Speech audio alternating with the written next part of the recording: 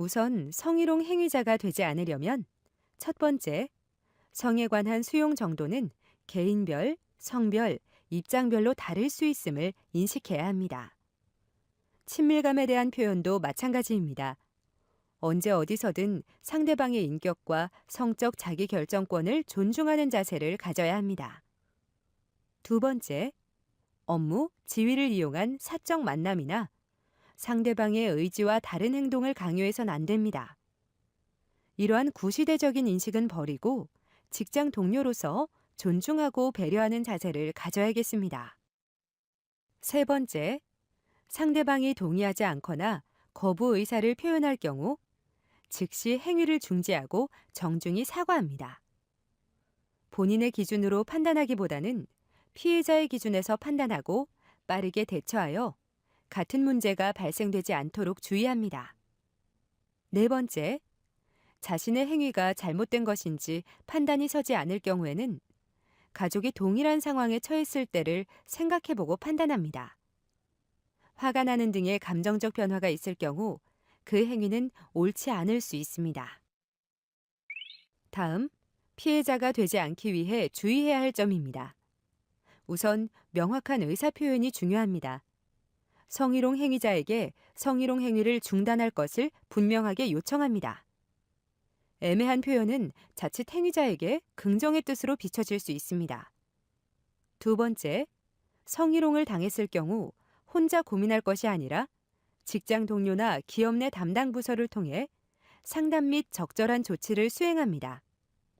혼자서만 겪기에는 너무 부담스러울 수 있으니 주위에 도움을 요청하세요. 세 번째, 성희롱이 점점 심해질 경우 이와 관련된 기록들, 즉 문서나 녹음 등 자료를 수집합니다. 기업 내에서 성희롱 문제를 조사할 때나 관련 소송이 진행될 경우에 유용한 증거로 활용될 수 있습니다. 마지막으로 성희롱에 대한 직장 동료의 자세인데요. 어렵지 않습니다. 첫 번째, 성희롱 상황을 발견하거나 지켜볼 경우 먼저 중재하여 큰 상황으로의 발전을 방지합니다. 묵인하거나 피할 경우 더 큰 문제로 직장 동료를 잃을 수 있습니다. 두 번째, 성희롱을 대수롭지 않은 개인 간의 문제로 생각하거나 피해자의 성격 및 태도 탓으로 돌리지 않아야 합니다. 또한 행위자를 옹호하거나 감싸주지 않습니다. 성희롱은 조직과 기업에 큰 피해를 끼칠 수 있는 행위입니다. 같은 조직원으로서 피해자를 배려하고 행위자를 처벌하여 성희롱 인식에 대한 변화를 주도할 필요가 있습니다. 세 번째, 관리자의 경우 피해자가 불이익을 받지 않도록 피해자를 보호합니다. 피해자가 상담을 요청한 경우 개별 면담을 진행하고 사건이 왜곡되거나 악의적인 소문이 나지 않도록 비밀을 보장합니다. 네 번째, 동료의 성희롱 문제를 중재하려 하였으나 더 이상 나아지지 않는 경우 적극 고발하는 것이 중요합니다. 조직 분위기를 흐린 문제의 원인으로 손가락질하기보다는 문제 해결을 위해 적극적으로 대처하는 자세가 필요합니다.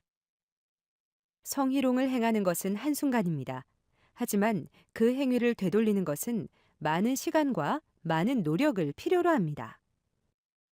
나와 다른 성을 다르게 인식하고 배려하며 함께 공존하는 방법을 터득하여 더욱 일하기 좋은 직장, 더욱 함께하고 싶은 조직으로 일구어가는 것이 우리들의 숙제입니다. 다름을 인식하고 친밀감의 표현을 완화하고 건전한 방법으로 소통한다면 더 이상 성희롱 문제로 아픔을 겪지 않아도 됩니다.